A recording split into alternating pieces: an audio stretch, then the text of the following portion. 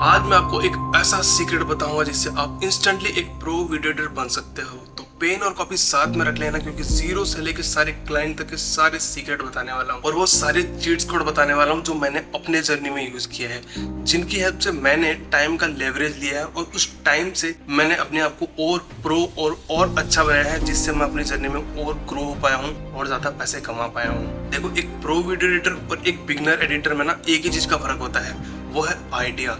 और उस आइडिया को बिल्ड करने के लिए आप सारी चीजें सीखते हो। ये बेसिक आइडिया को स्ट्रॉन्ग करने के लिए बहुत सारी चीजें होती है और आज आपको मैं 5 ऐसी चीजें बताऊंगा जिस पे आप वर्क करके इंस्टेंटली ग्रो हो सकते हो। ये कोई ऐसी चीज नहीं है जिसको आप लॉन्ग टाइम से सीखो। मैं आपको इनके चीट्स कोड बताने वाला हूँ, इनका सीक्रेट बताने वाला हूँ, इससे आप एक टाइम के लिए इंस्टेंटली इंप्रूव हो जाओगे। बट ये चीज आपको लॉन्ग टर्म में सीखनी है, मास्टर करनी है। बट आप इस टाइम पे कुछ चीज का लेवरेज ले सकते हो एंड फिर आप धीरे धीरे उस चीज को इंप्रूव कर सकते हो। तो सबसे पहले बात करेंगे हम एक माइंडसेट की। देखो, आप एक बिगिनर हो या प्रो हो या आप कोई से भी लेवल में हो, माइंडसेट आपके जर्नी में सबसे ज्यादा जरूरी है। आप इवन वीडियो एडिटिंग कर रहे हो, फोटोग्राफी कर रहे हो, फिल्म मेकिंग कर रहे हो या फिर आप कोई सा भी बिजनेस कर रहे हो, माइंडसेट हमको सबसे ज्यादा जरूरी है। या आप कुछ भी नहीं कर रहे हो, देखो लाइफ में ही आपको माइंडसेट की जरूरत है, बिजनेस तो दूर की बात है। तो माइंडसेट होना सबसे ज्यादा जरूरी है और वो एक हाई लेवल का होना चाहिए और एक अच्छा एटीट्यूड, लाइक पॉजिटिव एटीट्यूड होना चाहिए अपने लाइफ में कहीं ना कहीं पे। तो जो आपका माइंडसेट है वही आपको सारी चीजों का रिजल्ट देता है, आपको आगे वही लेके जाता है। तो आपका जो पॉजिटिव माइंड है, पॉजिटिव एटीट्यूड है, वो आपके अंदर ज्यादा से ज्यादा स्ट्रांग होना चाहिए और ज्यादा से ज्यादा बड़ा विजन होना चाहिए। ये मत सोचो कि सिर्फ आपको एक प्रो वीडियो एडिटर बनना है, आप सोचो आपको इंडिया का बेस्ट डिजाइनर बनना है, आपको इंडिया का बेस्ट वीडियो एडिटर बनना है, आपको वर्ल्ड का बेस्ट वीडियो एडिटर बनना है, आपको वर्ल्ड का बेस्ट फिल्म मेकर बनना है। अगर आप वैसा बनने के लिए आपको उतनी बड़ी सोचनी पड़ेगी और आप जब चीजें बड़ी सोचोगे ना तभी आपको चीजें बड़ी मिलेगी। आप बोलते हो ना कि यार मुझे सिर्फ 1 लाख रुपए कमाना है, 1 लाख रुपए नहीं कमाना, आपको करोड़ों रुपए कमाना है। आप सोचो जितना ज्यादा पैसा हो सकता है उतना ज्यादा कमाओ। वैसा माइंडसेट होना चाहिए, वैसा पॉजिटिव एटीट्यूड होना चाहिए उस चीज के टूवर्ड। और आप जितना ज्यादा सोचोगे ना, आपके पास उतनी ज्यादा एनर्जी आएगी वर्क करने के लिए, आपका थॉट प्रोसेस उतना ही ज्यादा जाएगा। आप सोचो जितने बड़े बड़े लोग हैं, क्या वो यही सोचते होंगे कि मुझे 1 लाख रुपए कमाना है या मुझे प्रो एडिटर बनना है? नहीं ना, उनका विजन बड़ा होता है, उनका माइंडसेट ऐसा होता है कि वो अलग अलग तरीके से देख सकते हैं। और एक बिगनर एडिटर और एक जब बिगनर कोई चीज जर्नी स्टार्ट करता है वो कंफ्यूज होता है, वो अपने नेगेटिव माइंडसेट में रहता है कि मेरे साथ होगा कि नहीं होगा या फिर कैसे करूंगा मुझे नहीं पता, एंड कंफ्यूज होता है। उन सब चीजों के चक्कर में वो ज्यादा ग्रो नहीं हो पाता। आपका जो माइंडसेट है ना, वो आपको स्टार्टिंग में बिल्ड करके रखना है कि मुझे एक्चुअल में ये चीज करनी है। अगर आपको एक वीडियो एडिटर बनना है तो उसके अंदर आपको क्या चीज करनी है, आपको मोशन करना है, आपको VFX करना है, आपको बेसिक एडिटिंग करनी है, या फिर आपको फिल्म मेकिंग के अंदर या फिर आपको डॉक्यूमेंट्री स्टाइल में करना है। आपको उसका विजन लेना पड़ेगा और आपको स्ट्रॉन्ग विजन के साथ चीजों को वर्क करना पड़ेगा और क्लियरिटी के साथ करना पड़ेगा। और क्लियरिटी ना आपको बहुत सारी चीजों से आ सकती है। मैंने एक वीडियो भी बनाई है पूरा फुल रोड मैप, जिससे आपको क्लियरिटी आता है कि आपको किस तरीके से प्रोसेस करना है, किस तरीके से एज ए वीडियो एडिटर आपको वर्क करना है, जिससे आप बहुत सारी चीजों में फंसो नहीं और इजीली चीजों को वर्क कर सको और आप अपने जर्नी के एक रास्ते पे चल सको, ना कि आप इधर उधर जाके टाइम वेस्ट कर सको।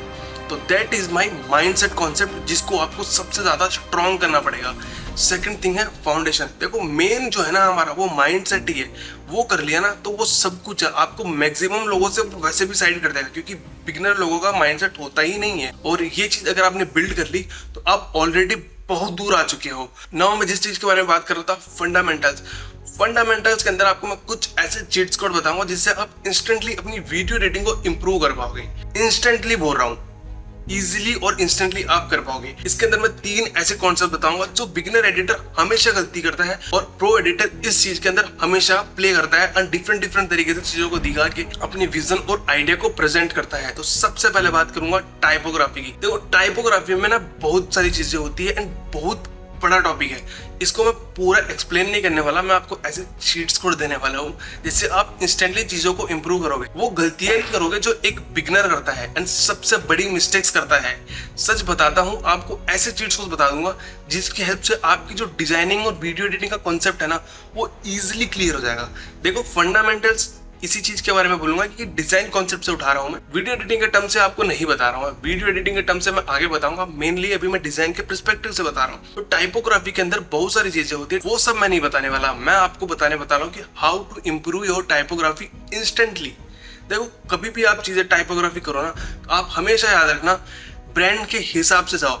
आपको अगर वर्क मिला है ब्रांड का, तो जितना भी ब्रांड गाइडलाइंस होता है ना, उसको फॉलो करो सबसे पहले। तो अगर ब्रांड गाइडलाइंस दिया है तो वो बताएंगे कि आपको कौन सा फॉन्ट यूज करना है, सेकेंडरी, प्राइमरी, वो फॉन्ट्स आपको बताएंगे, तो वो यूज करो। और अगर उन्होंने नहीं दिया है, बेसिक कंसेप्ट फॉलो करो डिजाइनिंग के फीलिंग्स के हिसाब का। तो सबसे पहली चीज है, सिर्फ आपको 2 ही फॉन्ट यूज करने हैं, और वो 2 फॉन्ट भी ऐसे यूनिवर्सल फॉन्ट होने चाहिए जो कोई से भी डिजाइन कॉन्सेप्ट में इजीली इन्वॉल्व हो सके। ऐसे कोई भी मत उठाना जो एकदम नए हो, जो आपको देख के पसंद तो आ गए बट वो एक्चुअल में आपको पता नहीं कि उस फीलिंग का है कि नहीं, बस आपको पसंद आया और आपने लगा दिया। ये गलती बिल्कुल भी मत करना। तो बेसिकली सिर्फ आपको 2 फॉन्ट यूज करने हैं।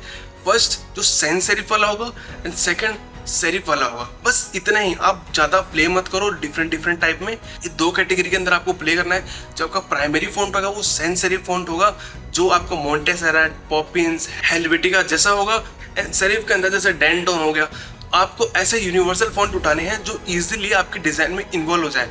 अब देखो, आपको समझना पड़ेगा। अगर आप कंफ्यूज हो ना चीजों को लेके कि अगर आपको नहीं पता उसकी फीलिंग क्या है, उस चीज की, उस वीडियो की या उस पोस्टर की फीलिंग नहीं पता ना, तो आप उस यूनिवर्सल फॉन्ट को यूज करो। देखो, आपका जो प्राइमरी फॉन्ट है ना, वो आपका मॉडर्न और क्लीन होना चाहिए। उसकी विजिबिलिटी ना हमेशा अच्छी होनी चाहिए। और उसकी एक चीज और है, फुल फैमिली होनी चाहिए। ये 3 चीज का हमेशा ध्यान रखना फॉन्ट चूज करते समय। एंड जो सेरिफ वाला फॉन्ट है वो आपका हाईलाइट फॉन्ट है, तो आपको ऐसे जगह पे यूज करना है जहाँ पे आपको चीजों को हाईलाइट करना हो, डिफरेंट तरीके से दिखाना हो।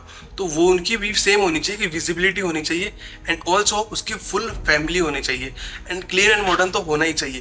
तो ये बेसिक कंसेप्ट है कि आप जितने कम फॉन्ट यूज करोगे आप उतना अच्छा चीजों को दिखा पाओगे।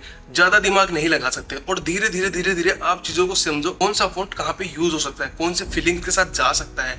कोई भी चीजों को कहीं पे भी डाल नहीं सकते, बट जब तक नहीं पता तब तक आप यूनिवर्सल चीजें करो। मोंटेसेराट फॉन्ट को कहीं पे भी यूज करो, वो इजीली कहीं पे भी फिट हो सकता है। पॉपिंस इजीली कहीं पे भी फिट हो सकता है। स्टार्टिंग में आप उन चीजों का यूज कर सकते हो एंड धीरे धीरे चीजों को इंप्रूव करो वहां से। देखो, मेरे साथ भी बहुत बार होता है, तो मैं भी कंफ्यूज हो जाता हूँ। तब मैं यूज करता हूँ अपना एक ऐसा फोल्डर जहाँ पे बहुत कम फॉन्ट है, वही फॉन्ट है जो सब जगह इजीली यूज हो जाए, जो मेरे फेवरेट भी है सबसे ज्यादा। कहीं मुझे समझ में नहीं आता, मैं अपना टाइम बचाने के लिए उन फॉन्ट को यूज कर लेता हूँ, जिससे मेरा टाइम भी बच जाता है एंड इजीली वो वहाँ पे फिट भी हो जाते हैं। और जहाँ पे मुझे समझ में आता है अलग अलग फीलिंग के साथ, देन मैं वहाँ पे अलग अलग फीलिंग्स के साथ ट्राई करता हूँ। सो टाइपोग्राफी का जो कॉन्सेप्ट है वो बहुत बड़ा है, उसको मैं एक अलग वीडियो में समझाऊंगा आपको प्रॉपरली। बट अभी के लिए ये समझो, 2 ही फॉन्ट यूज करने हैं, सैंस सेरिफ और सेरिफ। जो सेरिफ होगा आपका वो हाईलाइट करने के लिए होगा, और जो सैंस सेरिफ होगा वो आपका मेन फॉन्ट होगा जो सब जगह यूज होगा। और ब्रांड अपनी ब्रांडिंग की गाइडलाइंस देता है, तो आपको उसको ही फॉलो करना है, आपको अलग चीजें कुछ फॉलो नहीं करनी है। तो ये बेसिक कंसेप्ट जहाँ पे लोग फॉन्ट्स के अंदर, टाइपोग्राफी के अंदर मिस्टेक करते हैं, फॉन्ट चूज करते समय वो फॉन्ट ही गलत ले लेते हैं। Now second point is my colour psychology. देखो, सबसे बड़ी मिस्टेक कलर साइकोलॉजी होती है। एक चीज समझो, आपकी डिजाइन बहुत बढ़िया है बट स्टिल आपके कलर्स ही वहां पे मैच नहीं कर रहे हो।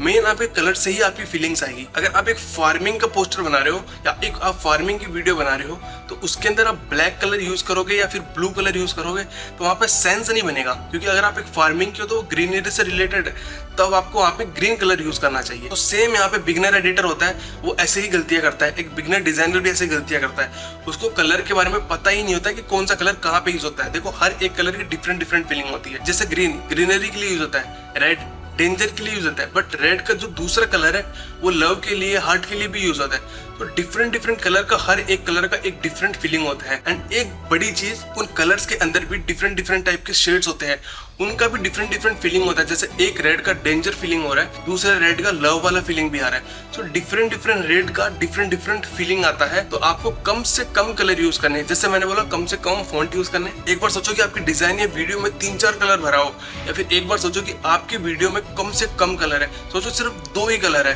तो कौन सी ज्यादा चलेगी, जिसमें कम ना। क्योंकि देखो, रंग बिरंगा बनने से अच्छा है कि वो चीजें यूज करो जो एक्चुअल में वहां पे फिट हो रही है। देखो, इसका एक सिंपल मेथड है, अगर आपको कुछ समझ नहीं आ रहा तो एक वीडियो के हिसाब से आप बेसिक कलर ले लो। मान लो कि अगर आपने एक ग्रीन कलर लिया है, अब ग्रीन कलर के ऊपर आपको दूसरा एक कलर लेना है जो वहां पे कॉन्ट्रास्ट दे सके एक कलर को। जैसे मान लो कि अगर बैकग्राउंड में आपका ग्रीन कलर है, तो उसके ऊपर आप ले सकते हो व्हाइट या ब्लैक। आपके पास सिर्फ 2 ही ऑप्शन है, उसके अलावा आप कुछ मत यूज करना जब तक आपको ये ना पता चले कि उसका कॉन्सेप्ट क्या होता है। अगर आपको कलर साइकोलॉजी के बारे में समझ में आता है, then you can use it. Other जो आपका अलग कॉन्ट्रास्ट दे सकता है या फिर शेड्स में ले सकते हो, but the main thing is use white and black, जो शेड का काम भी करेगा।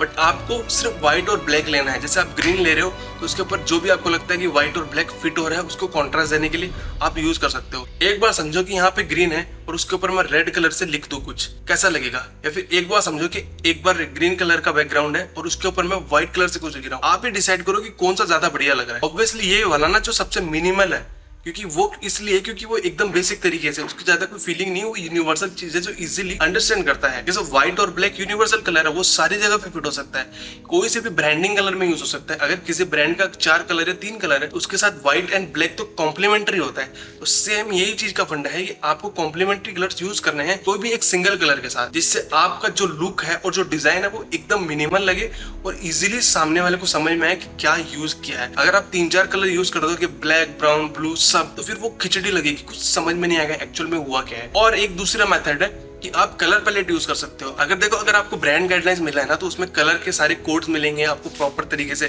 कि प्राइमरी कलर कौन सा है, सेकेंडरी कलर कौन सा है, हाईलाइट कलर कौन सा है, सारी चीजें बताएंगे। बट आपको जब नहीं मिलता ना, तब आप एक चीज कर सकते हैं, कूलर्स की वेबसाइट पे जा सकते हो, वहां पे एक प्रॉपर कलर पैलेट जनरेट कर सकते हो और उसके अंदर से आप अपना प्राइमरी सेकेंडरी निकाल के आप यूज कर सकते हो। एक मेन चीज है, आप कॉन्सेप्ट यूज करो रेशियो के हिसाब से। अगर आप बिगिनर हो ना स्टार्टिंग में, तो मैं यही बोलूंगा कि आप 2 कलर यूज करो ज्यादा से ज्यादा, और अगर आप थोड़े से एडवांस हो चुके हो तो आप 3 कलर यूज करो अलग अलग रेशियो। जैसे स्टार्टिंग में अगर 2 कलर यूज करोगे ना, तो कम से कम आप 60 और 40 पे यूज कर सकते हो। और अगर आप दूसरे रेशियो के साथ जाओगे तो आप ऐसे कर सकते हो 60, 30 और 10। 60 आपका मेन कलर होगा, 30 आपका सेकेंडरी कलर होगा, और जो आपका 10% है वो कुछ चीजों को हाईलाइट करने के लिए होगा जो सबसे अलग होगा। इस तरीके से आप रेशियो को यूज कर सकते हो, कलर पैलेट्स को यूज कर सकते हो कलर्स की साइकोलॉजी समझने के लिए। बट ये काफी बेसिक चीजें हैं जिससे आप इंस्टेंटली अपनी डिजाइन को इंप्रूव कर सकते हो। एक बार ट्राई करना, एक बार सच में ट्राई करना। मैं बहुत बार ऐसे ही ट्राई करता हूँ, जब मुझे नहीं समझ में आता, बेसिक चीजों से ही आप प्रोफेशनल दिख सकते हो। प्रोफेशनल दिखने का मतलब ये नहीं होता कि एकदम हाई फाई चीजें करो, आप बेसिक चीजें करो जिससे आप सामने वाले को समझा सको आपका आइडिया। डिफरेंट कलर और अच्छे फॉन्ट्स कुछ भी यूज करने से जिसका कोई सेंस नहीं बनता, उससे चीजें खराब हो सकती है। तो कम से कम चीजें यूज करो जिससे लोगों को अंडरस्टैंड हो सके कि एक्चुअल में what are you showing. Third is placement. देखो प्लेसमेंट के अंदर कैसा होता है ना कि आपको अलग अलग तरीके की प्लेसमेंट होती है। अब मैं समझाऊं तो देखो, एक चीज समझो, एक फ्रेम के अंदर आपको सबसे पहले क्या दिखाई देता है, एक वीडियो एडिटर, एक डिजाइनर को पता होता है, वो जानबूझ के ऐसी चीजें करता है कि आपको पहला क्या दिखना है, सेकेंडरी क्या दिखना है, थर्ड क्या दिखना है। एंड मैं उसी चीज को प्लेसमेंट बोल रहा हूँ। जो सबसे पहला सब्जेक्ट है वो सबसे पहले दिखाई देगा, फिर आप दूसरी चीज दिखाना चाहोगे, अगर आप कुछ वर्ड या फिर कुछ ऐसा पॉइंट दिखाना चाहते हो। थर्ड आपका जो एलिमेंट है, अगर उस चीज को और इनहांस करने के लिए अगर आप कुछ एलिमेंट्स ऐड करना चाहते हो, तो ये भी एक कॉन्सेप्ट के हिसाब से होता है। जो आपका सब्जेक्ट वाला पॉइंट होगा उसको सबसे ज्यादा हाईलाइट करोगे क्योंकि ये मेन का सब्जेक्ट है, उसके बाद आप सेकेंडरी वाला चीज हाईलाइट करोगे, एंड थर्ड जो आपकी तीसरी चीज है, तो इस हिसाब से चीज करोगे। अगर आपका सब्जेक्ट सबसे बड़ा है तो वो ऑब्वियसली सबसे ज्यादा हाईलाइट होगा। उसके बाद ऐसी चीज है कि आप उसको अलग तरीके से हाईलाइट कर रहे हो। अगर आपके मेन पॉइंट हो, जैसे अगर आपने कुछ लिखा है और उसको आप हाईलाइट कर रहे हो, तो वो सेकेंडरी दिखेगा। अगर वो थोड़ा सा बड़ा है या फिर उससे छोटा है, उससे बड़ा नहीं होना चाहिए, नहीं तो फिर वो दोनों मैच खाएंगे। तो अलग अलग तरीके से आप अलग कलर लेके उसको हाईलाइट कर सकते हो, उसको बड़ा छोटा करके हाईलाइट कर सकते हो, उसके फैमिली के साथ प्ले कर सकते हो, या फिर उसको कोई अलग इफेक्ट देके उसको आप हाईलाइट कर सकते हो। तो आपको एक प्लेसमेंट लेनी है कि सबसे पहले ये दिखेगा, फिर ये, फिर ये, फिर ये। तो इसको बोलते हैं प्लेसमेंट। ये एक्चुअल साइकोलॉजी के हिसाब से होता है। इससे आप अपनी डिजाइन को इजीली क्लियर दिखा सकते हो। जो मैक्सिमम चीजें होती है बैकग्राउंड में, वो सिर्फ एक डिजाइन को अच्छा बनाने के लिए होती है, बट मेन चीजें जो होती है ना, वो होता है आपका सब्जेक्ट एंड उसके बाद में जो चीजें दिखती है। और मैटर सिर्फ फर्स्ट, सेकंड, थर्ड ही चीजें करती है, सारी चीजें नहीं करती है, जिसको आप एक्चुअल में मेन दिखाना चाहते हो। ऑब्वियसली जब आप डिजाइन करते हो तो आपको ये चीजें समझ में आ जाती है इजीली। और अगर आप एक डिजाइनर हो तो आपको ऑब्वियसली पता होगा कि ये चीजें कितनी मैटर करती है डिजाइन। क्योंकि अगर सारी चीजें इक्वली आप सारी चीजें रख दोगे तो फिर आपका डिजाइन का मतलब समझ में नहीं आएगा कि एक्चुअल डिजाइन में क्या है। आप सोचो कि आपका सब्जेक्ट भी उतना ही बड़ा है और आपका नंबर भी उतना ही बड़ा है और आपका कॉल आउट और कॉल सेशन वाली सारी चीजें उतनी ही बड़ी है, तो आपको समझ में कैसे आएगी कि डिजाइन में एक्चुअली किस चीज को हाईलाइट किया जा रहा है या फिर एक डिजाइन किस चीज के बारे में है। सो आपको हर चीज को अलग अलग तरीके से प्ले करना पड़ता है। जिसकी प्लेसमेंट होती है वो आपको समझनी पड़ेगी एज ए साइकोलॉजी की किस तरीके से वर्क कर सकता है। ऐसा नहीं कि आपका सब्जेक्ट हाईलाइट ही नहीं हो रहा है और बाकी चीजें हाईलाइट हो रही है। सब्जेक्ट से पहले पूरा बैकग्राउंड अगर हाईलाइट हो रहा है तो फिर सब्जेक्ट छुप जाएगा, आपका सब्जेक्ट नहीं समझ में आएगा, आपका पोस्टर का कोई मतलब नहीं होगा, या फिर आपका फ्रेम या आपके वीडियो का कोई मतलब नहीं होता। तो ये चीज आपको समझनी पड़ेगी। ये 3 कॉन्सेप्ट अगर आप आप समझ जाओगे तो आपकी बेसिक वीडियो एडिटिंग है ना वो इजीली इंप्रूव हो जाएगी। मैटर नहीं करता आप कहाँ पे एडिट कर रहे हो, बस मैटर करता है कि आप बेसिक चीजों को ढंग से यूज करो एंड धीरे धीरे फिर आप इन चीजों को मास्टर करना स्टार्ट करो। वंस आप चीजों को मास्टर करना स्टार्ट करोगे धीरे धीरे आप नई नई चीजें लर्न करोगे और वर्क कर रहे हो किसी क्लाइंट के लिए तो आप ये बेसिक फंडामेंटल यूज करो। आप इजिली प्रोफेशनल लेवल अचीव कर सकते हो इन चीजों को यूज करके और धीरे धीरे आप डिजाइन करोगे तो और समझोगे। देखो मैं कितना ही एक्सप्लेन करूँ बट आप चीजें सीखोगे तब आपको और समझ में आएगा कि कैसे कैसे यूज कर सकते हो। इनको डिफरेंट तरीके हैं यूज करने के इनके अंदर भी एंड धीरे धीरे आप जब और सीखोगे तो और आप नई नई चीजें सीखोगे। तो वीडियो एडिटिंग के कंसेप्ट में आते हैं तो सबसे पहले वीडियो एडिटिंग के अंदर जरूरी है आपका साउंड, आपका म्यूजिक। देखो हम मूवीज देखते हैं तो सबसे ज्यादा क्या हमें इफेक्ट करता है, हम थिएटर में जाते हैं तो सबसे ज्यादा क्या फीलिंग आता है, म्यूजिक इतना हैवी होता है कि हमारे कानों में जाता है और हमें वो रियलिस्टिक चीजें फील कराता है, ऐसी चीजें फील कराता है जो हमें लगता है कि सारी चीज़ें रियल है। तो जो एक मूवी के अंदर, एक हॉरर मूवी के अंदर साउंड ना हो, म्यूजिक ना हो तो क्या मूवी अच्छी लगेगी? नहीं ना। एक कॉमेडी मूवी के अंदर भी साउंड इफेक्ट होते हैं, उसके पीछे साउंड होता है, अच्छा लगता है ना। हम व्लॉग देखते हैं उसके पीछे नेचर की वाइब होती है तभी अच्छा लगता है ना। तो वो जो म्यूजिक है ना वो वाइब क्रिएट करता है, वो रियलिस्टिक फील कराता है आपको कि यार ये एक्चुअल में है एंड तभी आपकी चीज़ें ग्रोथ होती है। मूवीज इसीलिए हमको हिट करती है। इमोशनल मूवीज कैसे पता चलती है कि इमोशनल है? उसके म्यूजिक के हिसाब से पता चलता है, उसके वर्ड्स से पहले नहीं, उसके म्यूजिक से पहले पता चलता है। कॉमेडी कैसे पता चलता है? उसके वर्ड से पता चलता है। जैसे म्यूजिक की भी डिफरेंट फीलिंग होती है। जब हम कोई भी बैकग्राउंड म्यूजिक चूज करते हैं तो हमको उनकी फीलिंग्स के हिसाब से चूज करना पड़ता है। हम कोई सा भी हम कहीं पे फिट नहीं कर सकते, ये बेसिक फंडा होता है। और बेसिकली स्टार्टिंग में लोग कहीं पे भी कुछ भी फिट कर देते हैं, उनको एक्चुअल फीलिंग पता ही नहीं है। तो आपको ये चीज समझनी है आपकी वीडियो के हिसाब से कैसी फीलिंग है। जब आप वीडियो एडिट करोगे तो आपको समझ में आ जाएगा कि किस टाइप की फीलिंग है। अगर आप बेसिक वीडियो एडिटिंग कर रहे हो तो आपको पता होना चाहिए कि इसकी फीलिंग क्या है। आप अगर पॉडकास्ट स्टाइल में कर रहे हो या फिर आप एजुकेशनल कर रहे हो या आप फनी कर रहे हो, ट्रैवल ब्लॉग कर रहे हो, डॉक्यूमेंट्री कर रहे हो, तो आपको पता होना चाहिए कि भाई एक्चुअल में इस चीज की फीलिंग क्या है। अगर मैं कुछ बात कर रहा हूँ, आपसे सीरियस बात कर रहा हूँ और अगर मैं वहाँ पे फनी म्यूजिक लगा दूंगा तो अच्छा नहीं लगेगा ना। उसके पीछे मेरे को सीरियस म्यूजिक लगाना पड़ेगा।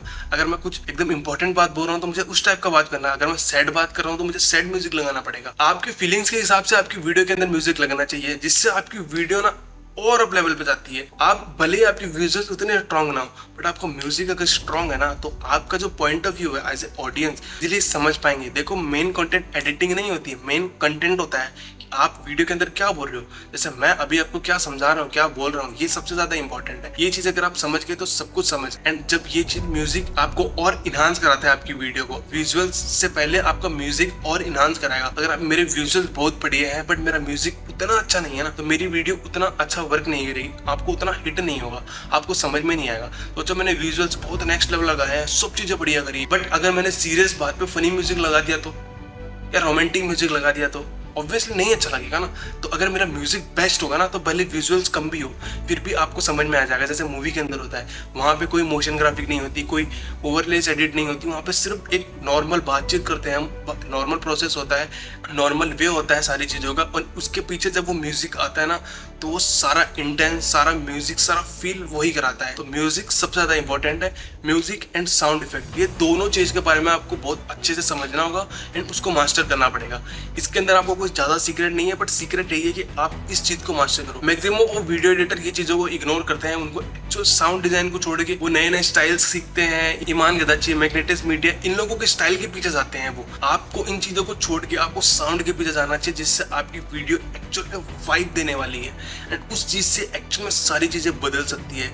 विजुअल्स आप बाद में भी सीखोगे तो कोई इतना ज़्यादा फर्क नहीं पड़ेगा बट मेन होता है उसकी वाइब को कैसा इन्हांस करा जाए, एक कंटेंट को कैसे इन्हांस करना है वो आपको समझ में आना चाहिए। हैवी एडिट्स आजकल हर कोई कर रहा है बट आपका कंटेंट इन्हांस कर दे, that is the main editing. The art of editing यही है कि आप अपने कंटेंट को इन्हांस कैसे करवा रहे हो, कैसे कर रहे हो। अगर आप परफेक्ट तरीके से चीज़ों को समझ के अगर सारी चीज़ें पुट करोगे, अगर आप फीलिंग्स के हिसाब से कलर पुट कर रहे हो, आप फीलिंग्स के हिसाब से फॉन्ट पुट कर रहे हो, आप फीलिंग्स के हिसाब से म्यूजिक फिट कर रहे हो, भाई आपकी वीडियो नेक्स्ट लेवल हो सकती है क्योंकि आप सारी चीज़ें उसके हिसाब से कर रहे हो। एक बेसिक आइडिया होता है ना, एक आइडिया को हम सारी चीज़ें आइडिया के हिसाब से चलती है। तो अगर उसके अंदर अगर हम दूसरी चीज़ें कर देंगे तो वो वर्क नहीं करेगी, आपको आइडिया के हिसाब से चलना पड़ेगा। और वो जब सारी चीज़ें परफेक्टली फिट होती है, उस हिसाब से फिट होती है ना, उस वीडियो की और उस कंटेंट की फीलिंग जो होती है ना भाई नेक्स्ट लेवल होती है। तो साउंड एंड म्यूजिक वाले पार्ट को ज़्यादा से ज़्यादा मास्टर करने की कोशिश करना। और थर्ड पॉइंट कम्युनिकेशन। देखो एडिटिंग वाला पार्ट हो गया, माइंडसेट वाला पार्ट हो गया, अब communication. As a video editor आपको कम्युनिकेट करना भी आना चाहिए। आप कैसे अपने क्लाइंट से कम्युनिकेट कर रहे हो, कैसे लोगों से कम्युनिकेट कर रहे हो, इससे काफ़ी चीज़ें फर्क पड़ती है। आप कैसे एक दूसरे एडिटर से कम्युनिकेट कर रहे हो कि जब आप दूसरे एडिटर से कम्युनिकेट करते हो ना तब आप नई नई चीज़ें सीखते हो। एंड कैसे चीजें समझते हो। कम्युनिकेशन बहुत अच्छी चीज है, अगर आप उस चीज को इंप्रूव करोगे आपकी एडिटिंग भी उसके साथ इंप्रूव होगी। एक प्रो वीडियो एडिटर के अंदर सिर्फ एडिटिंग स्किल्स नहीं होती और बाकी चीजें सारी भी होती है। वो एक क्लाइंट को पिच करता है तो उसको कम्युनिकेशन की बहुत ज्यादा जरूरत होती है। वो किस तरीके से पिच कर रहा है, किस तरीके से चीजें बता रहा है। अगर एक नॉर्मल पर्सन को भी आप अपनी सर्विस के बारे में बता रहे हो तो आपको कम्युनिकेशन स्किल्स तो होनी चाहिए बेसिक। आपको साइकोलॉजी पता होनी चाहिए कि सामने वाला क्या सोच सकता है, क्या कर सकता है, क्या बात कर सकता है, उसको मैं कैसे पिच कर सकता हूँ। कम्युनिकेशन एक ऐसा चीज है जिससे आप और अपग्रेड हो सकते हो। और जब आप कम्युनिकेट करना अच्छे से जानोगे ना, तब आप अपनी वीडियो के थ्रू भी दूसरों से कनेक्ट कर पाओगे, दूसरों से कम्युनिकेट कर पाओगे। क्योंकि मेन फंडा ये है कि जब आप खुद रियलिटी में कम्युनिकेट करना सीखोगे ना, तब आप अपने आर्ट के थ्रू भी कम्युनिकेट करना सीखोगे। कम्युनिकेशन बहुत ज्यादा इंपॉर्टेंट है। इसके अंदर बहुत सारी चीजें होती है डिफरेंट डिफरेंट तरीके की, आपको सीखनी पड़ेगी, आपको समझनी पड़ेगी। और ये चीजें आप करते करते सीख जाओगे धीरे धीरे। बट स्टार्ट करो और अच्छे तरीके से स्टार्ट करो, क्लियर विजन के साथ स्टार्ट करो एंड इजीली आप सारी चीजें टेक ओवर कर सकते हो। So that is my fourth point. अब आएगा फिफ्थ पॉइंट जो है मेरा फाइनल पॉइंट, वो है कि क्लाइंट कैसे लाना है। देखो बिगिनर एडिटर को यही नहीं पता क्लाइंट कैसे लाएंगे। एक प्रो और एक बिगिनर के माइंडसेट में ये चीज होता है कि प्रो को पता है कि मैं क्लाइंट कहाँ से ला सकता हूँ, और एक बिगिनर को नहीं पता होता कि वो कहाँ से ला सकता। आप किस तरीके से चीजों को बढ़िया कर सकते हो, एक क्लाइंट कैसे ला सकते हो।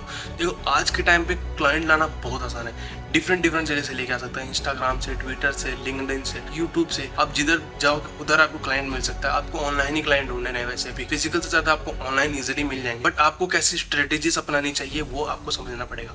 देखो मैं आपको अलग अलग तरीके के सीक्रेट्स नहीं बताने वाला, एक बेसिक सीक्रेट बताने वाला हूँ। खुद से पूछो कि आप किस तरीके से क्लाइंट को अट्रैक्ट कर सकते हो। आपको पिच करना है, आप पिच करो। आपको कोल्ड ईमेल लिखना है, आप कोल्ड ईमेल लिखो। आपको और अलग तरीके से जाना है और अलग तरह मैसेज डायरेक्ट डालना है, मैसेज डायरेक्ट, कॉल करना है, जो करना है करो। आप क्लाइंट लेके आओ, आप अपना दिमाग लगाओ। आप उन लोगों के तरीके से मत जाओ जो लोग कर रहे हैं। मैं आपको तरीके बता सकता हूँ कि आप ट्विटर से जाके कैसे क्लाइंट ला सकते हो, लिंक्डइन में प्रोफाइल बना के वहाँ पे अप्लाई कर सकते हो, वहाँ से आप चीजें निकाल सकते हो। बट नहीं, वो सारी चीजें छोड़ो, वो सब लोग कर रहे हैं। आप अपना एक तरीका निकालो जिससे एक्चुअल आप खुद समझो कि अगर आप एक बिजनेसमैन होते और आपको एक एडिटर की जरूरत होती तो आप किस तरीके से चीजों को करते हो। आप जब खुद समझ जाओगे ना चीजों को कि बेसिक सेल्स कैसे होती है, बेसिक चीजें कैसी होती है, आप अगर अट्रैक्ट करना सीख गए ना क्लाइंट्स को, भाई आपको कोई दिक्कत नहीं होगी। और वो आपका खुद का वे है जिससे आप बहुत अच्छे तरीके से चीजें कर पाओगे। आप दूसरों के वजह से कितने क्लाइंट ले आओगे। अगर आपका खुद का बनाया होगा ना, इतने क्लाइंट ला सकते हो, इतने क्लाइंट ला सकते हो, सोच नहीं सकते। आपको बस उस चीज के पीछे थोड़ा टाइम देना पड़ेगा, ट्रायल एंड एरर करना पड़ेगा अलग अलग जगह पे जाके। जब ये सारी चीजें करोगे ना, तब आप खुद समझ जाओगे कि कैसे क्लाइंट लेके आ सकते हो। और मेरा मेन फंडा यही है आपको समझाने का कि आप समझो, लोग ना दूसरी चीजों के पीछे भागते भागते अपना वे ढूंढना भूल जाते, अपना आर्ट ढूंढना भूल जाते, अपनी पर्सनैलिटी ढूंढना भूल जाते, अपना वे ढूंढना भूल जाते हैं। अपना तरीका निकालो कैसे चीज कर सकते हो। अपनी एडिटिंग सीखो, अपने तरीके से एडिट करना सीखो। चीजें फंडामेंटल सीख के उसको अलग अलग तरीके से कैसे यूज कर सकते हो। एक चीज को आप अलग अलग तरीके से यूज कर सकते हो अपने हिसाब से। अगर आप दूसरों की देखोगे तो आप उसके हिसाब से यूज कर सकते हो। जितना वो कर सकता है उतना आप कर सकते हो। बट आप अपने तरीके से करोगे तो आप अपना भी कर सकते हो। आप अपने वे ढूंढो, सबसे ज्यादा इंपॉर्टेंट है। दूसरों की स्टाइल कॉपी करने से ज्यादा अपनी चीजों को और अपने आर्ट को आगे लेके आओ, तो दैट इज योर वे। और आपको वही चीजें बिल्ड करनी है। आप सारी वीडियो की चीजें निकालो और ये समझो कि आपको खुद की चीजें बिल्ड करनी है जितनी ज्यादा हो सकती है। और आप जब खुद की चीजें फाइंड करने लग जाओगे ना, तब सारी चीजें हो जाएगी। और आपको अपना माइंड सेट बहुत स्ट्रॉन्ग रखना पड़ेगा इस चीज के लिए। आपको पेशेंस रखना पड़ेगा, कंसिस्टेंसी, सारा गेम बहुत सारी चीजों का है। ये सारी चीजें करनी पड़ेगी। जो सीक्रेट्स बताया वो आप इजीली यूज कर सकते हो, कोई बड़ी चीज नहीं है, दिमाग लगाने की जरूरत नहीं है। मेन फंडा है आपको अपनी चीज करनी है, ट्रायल एंड एरर करो, इजीली सीख जाओगे सारी चीजें, बहुत सारे क्लाइंट लेके आ जाओगे। एक बार खुद का भी निकाल लिया ना भाई, खत्म है सारी चीजें। आपको 10 बार जगह जाके करने की जरूरत नहीं पड़ेगी कि क्या करूँ क्या नहीं करूँ। मेन कॉन्फिडेंस यहीं से आएगा, सारी चीजें यहीं से बिल्ड होने वाली है आपकी। तो ये 5 चीजों को अच्छे से फॉलो करो, आपकी सारी चीजें खत्म हो जाएगी। आई होप ये वीडियो आपको बहुत अच्छी लगी होगी। अगर आपको कुछ भी डाउट है कमेंट में मेरे को पूछ सकते हो। अगर आपको गाइडेंस चाहिए अच्छे तरीके से, आप मेरा 1-on-1 सेशन बुक कर सकते हो। यहाँ पे जाके बहुत सारे लोगों से मेरी बात हो रही है इस चीज़ के बारे में, मैं काफ़ी सारे लोगों को गाइडेंस कर रहा हूँ। और अगर आपको स्टिल कंफ्यूज है तो आप मेरे को डायरेक्ट कॉन्टैक्ट करो। I will give you 1-on-1 classes proper, जिसमें मैं सब कुछ सिखाऊंगा। इससे आप पैसे थोड़े स्पेंड करने पड़ेंगे, बट ऑब्वियसली आप सारी चीज़ें कम से कम टाइम में सीख जाओगे। और आज के टाइम पे सिर्फ एक ही चीज़ की वैल्यू है, वो टाइम। अगर आपने टाइम बचा लिया तो आप सब कुछ बचा लिया। कम टाइम में अगर आप सारी चीज़ें अच्छे से कर सकते हो ना, तो वही टाइम का लेवरेज लेके आप ज़्यादा पैसे भी कमा सकते हो। तो मेन फंडा यही है कि आप अपनी चीज़ों को समझो, करो।